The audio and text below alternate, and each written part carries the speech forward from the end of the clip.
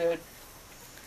I've got some good news to report, and I've got some bad news. Well, as you guys have known, you guys have seen her many times, this is Mustang Sally. Mustang Sally, not so long ago, gave birth to another litter. It was a litter of 6, I think it was, and I am sad to report that this little youngster right here, this is the only remaining of that litter. It does have its eyes open. Best I can tell, it's hard to tell from this age, at this age, but I'll look again real quick. But I'm pretty sure this is going to be a little doe. Okay, but this is the litter right here. This is it. More than likely, we will wean it early. I like to see them stay with mama until they're about 6 weeks old at least. More than likely, this one we will wean it early. Come on, lady. But it gets worse. Sally's previous litter that was doing so well, recently there was 5 of them, and they recently got attacked by about bloat, dysentery. It's the only thing I can come up with to call it. Their stomachs would get real loose and bloated, and they get diarrhea real bad. And we've currently got 2 of them out of the 5 left. The little doe at this point is still alive, and one of the little bucks, I think it was number 5 from the previous litter. They were doing so well. It wasn't heat related. It's digestive related somehow. It could have been triggered by the fact that we recently got some hay. This month and last month, the hay that we received was fresh cut, and it seemed like we've had problems like this before. But then we've also had, the year before, we had some problems with some fresh cut hay. It was too rich, too green, something, and gave some of them bloat and diarrhea, and we lost quite a few. But then last year, when we got our new cut hay from, April, May, or whenever the first cuttings are usually done, we didn't have a bit of problem. Nothing. Nobody lost. In fact, they thrived on it. So we just didn't think no more about it. We thought maybe it was just a fluke or something. Well, this year, it hasn't affected anybody in the Rabbitry except Mustang Sally's 5 babies. Now, in that same grow-out pen was the little red that was in here with Mustang Sally's 5 babies too. She's thriving. It didn't affect her adversely at all. So, anyway, for the time being, we are treating the 2 little whites. We're trying to get that cleared up.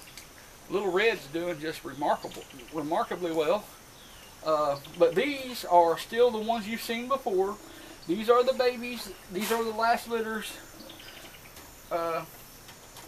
These are within a week or more or less. Alright, Annie, be nice. Don't let these people have to see me get on to you. She has tendencies. You just never know. When you put in the cage, she's like Dr. Jekyll and Mr. Hyde. One day she's just sweet and lovable, and you put your hand in that cage, and the next day she wants to pounce on it. I just can't figure out what's going on in her mind sometimes. See, these guys, they've been getting their feet wet and walking on each other. Look at the feet. See them dirty feet? They walk on each other. It sure does mess up some pretty red fur. I hate that. But there's I can't remember if there's 2 bucks and 2 does here, or if there's a buck and 3 doe and 3 bucks. I can't remember here. I know over here on Marcy's got 4 reds left as well. She is, come on guys, yuck. Marcy is, yuck. Don't try that at home, boys and girls. Marcy's got 4. Now both of these guys chickens are starting to go to roost. It's about 6:30, 7 o'clock in the evening. These guys, just any day now. In fact, I was working on a cage yesterday, and I didn't get it completed today. It's so hard for me to handle the heat. But that's the Reds, 4 of them. They're doing just great. Now she still has, we'll get those to you in a later video or something, the 2 Brokens from this litter. Now they're still living too. They're still inside with Jada. We had intentions of moving Jada outside with that litter. But now that it's gotten so hot and we've got air conditioning going inside, it would be detrimental to her health to do so, or to their health to do so. And so what's happening is we are going to let them stay in there until that litter is ready to wean off. And we're just going to do the best we can. If we get some cool weather, maybe some storms come through or something and cool it off, maybe for a day or two, maybe we might try to bring them out here late in the evening and see can they adjust that way before it starts getting real hot out here again. It hasn't been hot enough here to the point that we've seen the need. Everybody's well shaded, has good ventilation, good airflow. We haven't seen the need yet to bring out the water bottles. We have switched out some of the ceramic tiles, and you know, it seems like those things stay cold longer than the water bottles, and the rabbits can't chew them up. So some of them. So right now, that's what we're doing. We haven't. I'm not going to say we haven't brought any water bottles out, but we haven't done it religiously every few hours like we were doing this time last summer. Okay, camera lady, switch on around this way. This is Marcy and her babies. Looks like they've made a mess up here in this corner. Let's see what we can do about this. This is a drawback, folks, to these nest boxes. Okay, you can't take them out. You can't take them out when they're not needed. They're fastened on. So what happens when you got baby bunnies in here? We usually clean the bedding out. Back up. We clean the bedding out. This has been cleaned out, okay? But what happens is when we give them hay, it goes through the box and it ends up getting full again. But we slide that towel over the opening to keep the bunnies out of there. They get down in there, bedding or no bedding, they're going to pile up together and they're going to get hot. Bunnies are kind of smart, but sometimes they can be pretty stupid too. They're kind of like teenage kids. Okay, now this, I just want you to look at these guys. Okay, this is the cream of the crop right here. Okay, this is where the rubber meets the road right here. Let's see, what do we have here? Are you a little buck or a little doe? Actually, he ain't little either one. He's getting pretty good size. Okay, this is a little buck. Okay, sit up here, buddy. Yep, sit up here. Oh my goodness. Yeah, he's terrified. He's not going to let me set him up good. And he doesn't look like he's the best one in the bunch anyway. But there is a couple in there. One of the bucks, and it must be the other one because I don't think it's this one, is really, really super nice. Now back up, Marcy. Be nice. Marcy's a pretty nice gal anyway.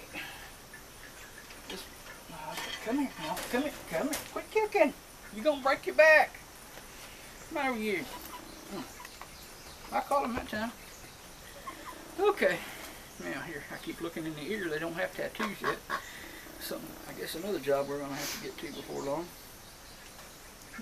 That's a little doe.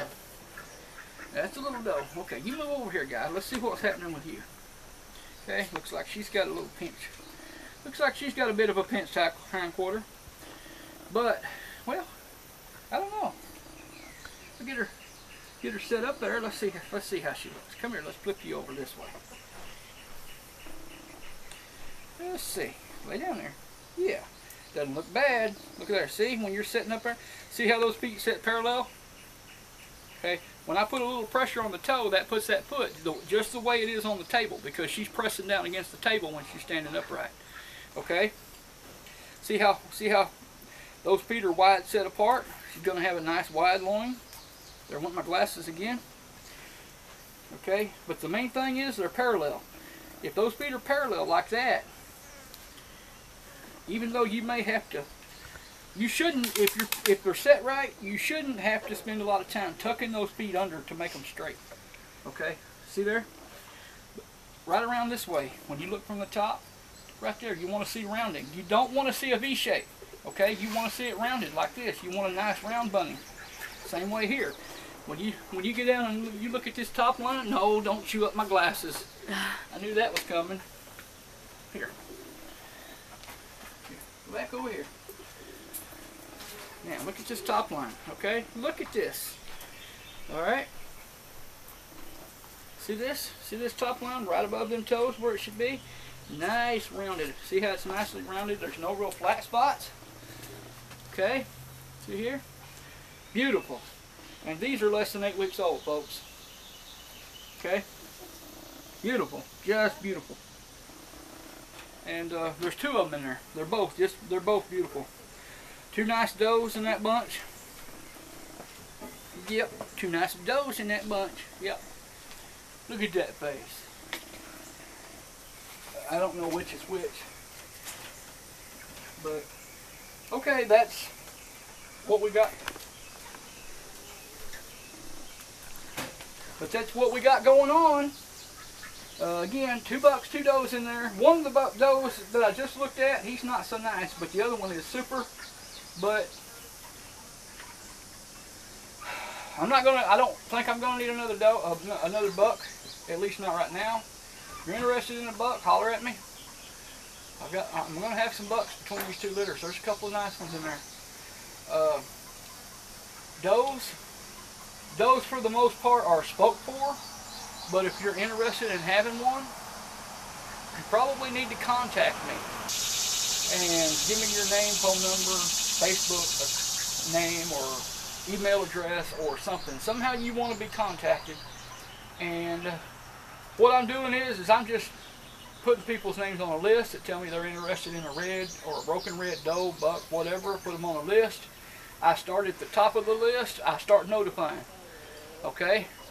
Now that doesn't guarantee you a rabbit. When I go through that list and everybody's been notified, okay, I'm not going to sit around and wait for somebody to decide they want a rabbit. It's still going to be the first person that puts money in my hand owns the rabbit. But if you want to be notified as soon as something's ready to go, then you need to contact me and get on my notification list, okay? A lot of people want broken red does, and they want red does.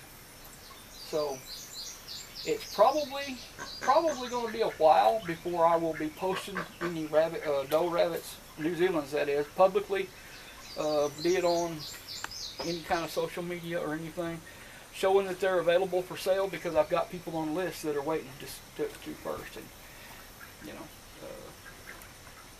so that's what we're going to do. But if you're interested in something, you know, again, we're in Northeast Arkansas. We will drive 40-50 miles in one direction, okay, before we start charging mileage, if you need us to meet you somewhere. That's fair. That's more than fair. I have to feed these guys, and I have to buy gas too, and somewhere I need to make enough on these guys to at least buy them a bale of hay or a bag of feed, you know. I'm sorry, that's the way it is in anybody's rabbitry. If they tell you different, they're lying to you. I'm not trying to get rich. I just want to feed my rabbits. And they eat a lot. We don't have as many rabbits as a lot of people. And the fact that a lot of our herd is mini recs, they eat a lot less. Okay? My friend PJ, I was going through about 7 bags a month, and she was going through about 30 bags a month. All of her rabbits were New Zealand's at that time. And I had very few New Zealand's. Now, as I've gotten more New Zealand's, now we're up to about 10 bags a month. But we also feed out 5 to 6 square bales of alfalfa hay a month too. And if you know anything about alfalfa hay, that's the main ingredient that's in the rabbit pellets anyway. So it still averages out to a lot of feed per month. We would probably be buying about 20 bags a month if we weren't feeding out as much hay as we're feeding. But that's probably more information than you wanted to know, but you got it anyway. For those of you that stuck here till the end, thank you very much. We appreciate you watching. Folks, if there's anything in particular you'd like to see us show on our video, anything in particular you'd like for us to talk about. Now, some of you have recently submitted things that you might like to see a video about, and we haven't ignored those, okay? We're going to get to those. People have been asking for these updates. That's what we're trying to do. We've had some rabbit genetics questions. We've had some just regular questions, and we're going to get to some of that. But we've kind of been down and out somewhat for, I don't know, a week or so. Haven't really had a whole lot of change. Sally, it was kind of, Sally had that beautiful second litter for us, or what we consider to be successful litter, and then one at a time. There was some genetic stuff going on there, and they were just, you could tell by looking at them, they weren't healthy from shortly within a day or two old. There's just something going on there, and we just kind of had a feeling that we weren't going to, I honestly figured we were going to lose them all, and you never know, we could still lose that one. But the good news is she had those other babies long enough to get her milk production system stimulated, and that one baby just could blow up and bust from having to drink all that milk that she's going to try to produce for 7 babies for a little while now. So, just like we always say, there's always next time. We don't give up that easy, folks. Otherwise, Sally would have been a sandwich a long time ago.